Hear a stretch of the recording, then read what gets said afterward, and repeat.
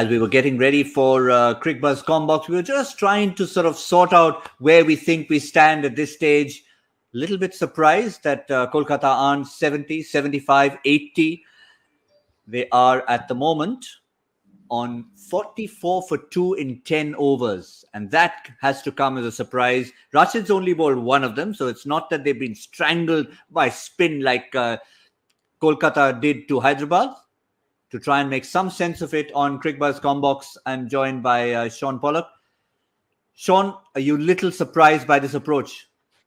Yeah, for sure. I thought they were going to come out guns blazing and try and knock it off as quickly as possible. And in many ways, I mean, it's still an outside chance for SRH, but they've brought them back into the game.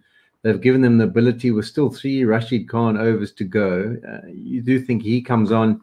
I mean, he normally goes at, 5, 6s. He can really pull things back. And if he picks up a wicket, it's going to be difficult for guys coming in. So it's almost given them a chance. I mean, I still wouldn't be too worried or concerned. And I know Joy hasn't come to join us on this comm box, and he might be a little bit more concerned than we are. But, yeah, a little bit surprised by how they've gone about it. They certainly have. Rashid Khan is coming in bowling the 11th over, and they've actually decided to go after him, a boundary of the last ball of the 11th. But let's come to the new pace sensation. 150 kilometers per hour in your first match, having played 1 list A game and 1 T20 game. First impression, Shaun Pollock. Yeah, very impressed. I mean, I like his basics. Just the run-up looks rhythmical. He gets in there with some good pace. He gets into a strong position. The fact that he can get it up to 150, I mean, he can only learn a few more skills. You know, he doesn't look like he's the tallest individual. When I say tall, you often see the big quicks at like 6'3", for example, but he looks a little bit shorter than that. But to be able to have that pace, that's the raw ingredient that's difficult to find. You know, you've got some beautiful classical actions, good seam wrist positions that people have, but they don't have that ability whatsoever to be able to get the ball to move around. And he's definitely got that. He's got that skill. He's got that rare art of bowling quick. And if you can work with him, sure, be nice. There's one thing to see the technique, to see the action, but there was one other X factor I want to pick your brains on, and that is just the body language that he had. He was actually running up and having a little, not a sledge, but just a little reminder with eye contact to the batsman that I'm the quick bowler, you're the batsman. Yeah, I think he's dictated terms, to be honest. In his club matches, I can imagine that everyone runs a mile when they see him charging in and bowling those high speeds. He's been able to dominate, and that's where that mindset comes from. You know, he feels proud. He feels like he can get in your face, and there's nothing wrong with that at all. I mean, there was no words used or no anything indecent done from that side. It was just saying, hey, it might be my first IPL game, but I'm arrived, I'm around, and I'm here.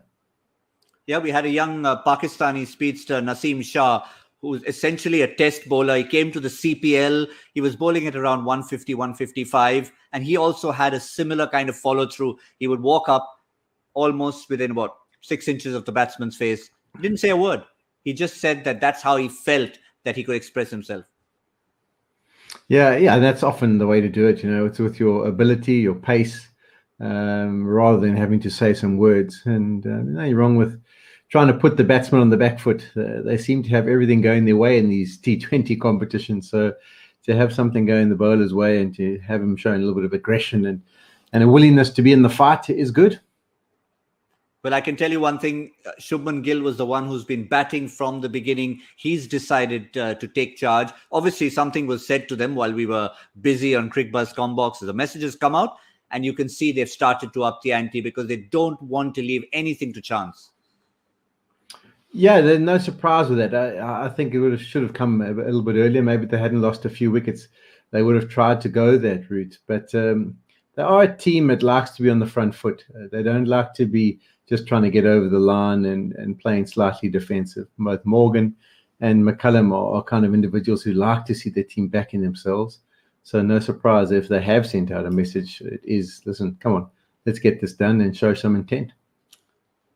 Yeah, one thing's for sure, it's not going to finish in that much of a hurry. We will probably wait till about the 18th or 19th over, where we'll be back to assess everything that's happened in today's doubleheader. For now, nothing's changed in terms of where the fortunes should lie. It's still in the favor of the men in purple to pick up the 2 points, and some fascinating scenarios lies ahead, which we'll talk about at the end. That's all from Cricbuzz Comm Box.